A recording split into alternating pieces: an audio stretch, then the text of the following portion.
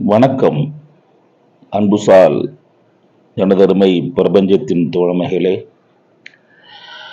மிக மிக முக்கியமான ஒரு தருணத்தில் சில நாட்களாக பிரபஞ்சத்திடம் நான் ஒரு ஊடல் வைத்துக் கொண்டிருந்தேன். என்ன ஊடல்? எண்ணங்கள், செயல்பாடுகள், அதற்கு முன் மனம். அப்பொழுது எண்ணங்களை பற்றி பேசும்போது, ஏன் அத்துணை பேருக்கும் இதை நீ கொண்டு சேர்க்கவில்லை? ஏன் அத்தனை பேருக்கும் விழிப்புணர்வு இல்லை? எதனால் இப்படி நடக்கிறது என்ற ஒரு சிறிய ஊடல் எனக்கும் பிரபஞ்சத்திற்கும். நீ என்னை தட்டி எழுப்புகிறாயா? என்னை நீ தொடர்பு கொள்கிறாயா? எனக்கு நீ அறிவுறுத்துகிறாயா என்று விட்டுவிட்டேன். ஒரு 4 அல்லது 5 நாட்கள். அதனால்தான் நான் அந்த 14ஆம் பாகம் பதிவு போட முடியாமல் போயிருந்தது. அதற்கு பிறகு என்னுடைய பிரபஞ்ச கோபுரம் மற்றும் பல வேலைகளை பார்த்து கொண்டே இருக்கும் பொழுது ஒரு அருமையான நிகழ்வு மூலம் மறுபடியும் நீ பேசலாமே என்ற விஷயத்தை பிரபஞ்சம் எனக்கு அற்புதமாக உணர்த்துகிறது. என்ன ஐயா, எப்படி ஐயா, எப்படி சார் உணர்த்தோம்? எங்களுக்கெல்லாம் புரிய மாட்டேங்குது சார் அப்படின்னு பல பேர் கேட்கறது எனக்கு புரியுது. எப்படி உணர்த்தோம்? வாங்க, தொடர்ந்து வாங்க. கடமையை மட்டும் செய், பலனை எதிர்பார்க்காதே. இந்த விஷயத்தை நீங்கள் கேள்விப்பட்டிருப்பீங்க இல்லையா? ஒரு தாய் தன் கடமையை மட்டும் செய்கிறாள், பலனை எதிர்பார்ப்பதில்லை. அதே போல்தான் பிரபஞ்சம் தன் கடமையை மட்டும் செய்கிறது. அதற்கு நீங்கள் என்ன கட்டளையிடுகிறீர்களோ அதை பிரபஞ்சம் செய்கிறது. அப்பொழுது நீங்கள் கட்டளை இடுவதற்கு தகுதியான மனிதனாக இருக்க வேண்டும் அல்லவா? அந்த தகுதியை உங்களிடமிருந்து பிரபஞ்சம் எதிர்பார்க்கிறது. நான் if you are ஜெனிவன், I will be also ஜெனிவன். இதுதான் பிரபஞ்சம் உங்களுக்கு சொல்லக்கூடிய விஷயங்கள். அப்பொழுது உங்களிடம் இருந்து என்ன எதிர்பார்க்கிறது என்றால், அதீதமான அன்பை எதிர்பார்க்கிறது, கருணை எதிர்பார்க்கிறது, மனிதத்தை எதிர்பார்க்கிறது.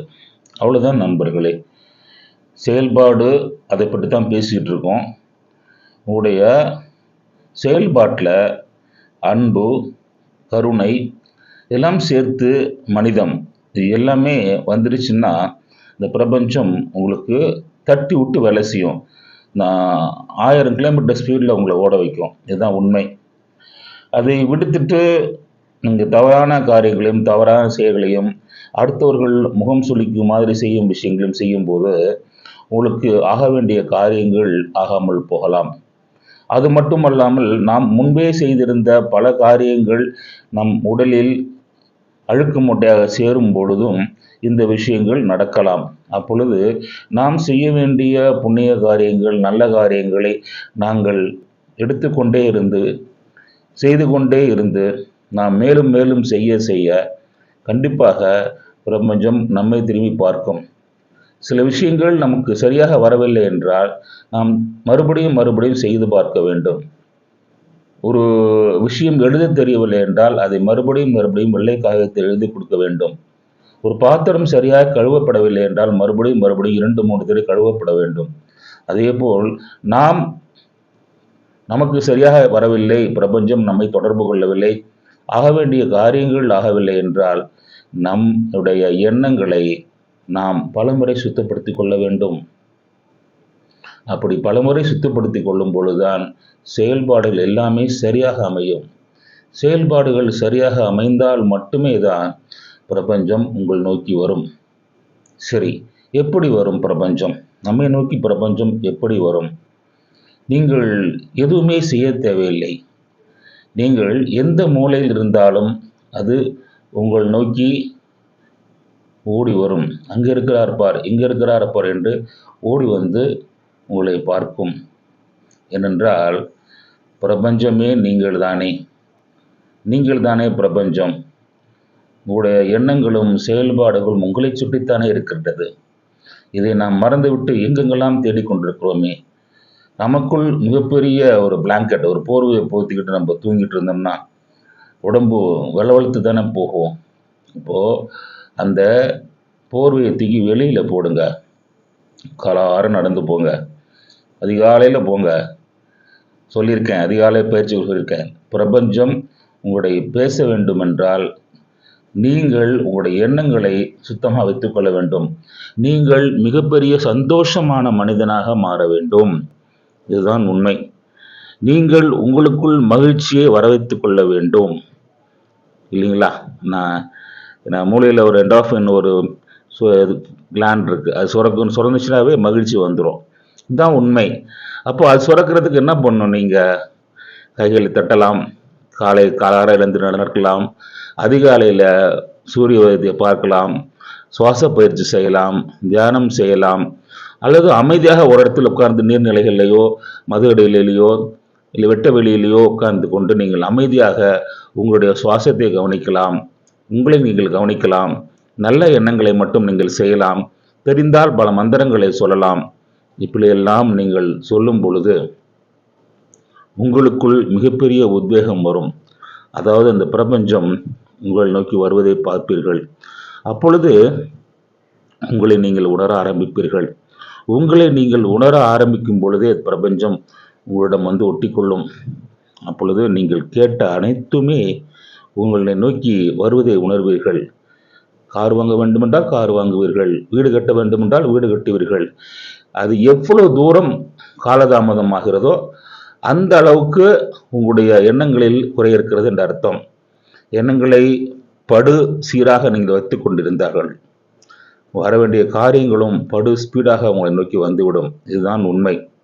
இதை மறந்துவிட்டு நாம் மிகவும் அலட்சியத்தன்மையாக இருந்தோம் என்றால் நம் காலத்தினூடே செல்ல வேண்டியதுதான் கட்டாயம். அதனால் புரிந்து கொள்ளுங்கள், உங்களை நீங்கள் புரிந்து கொள்ளுங்கள்.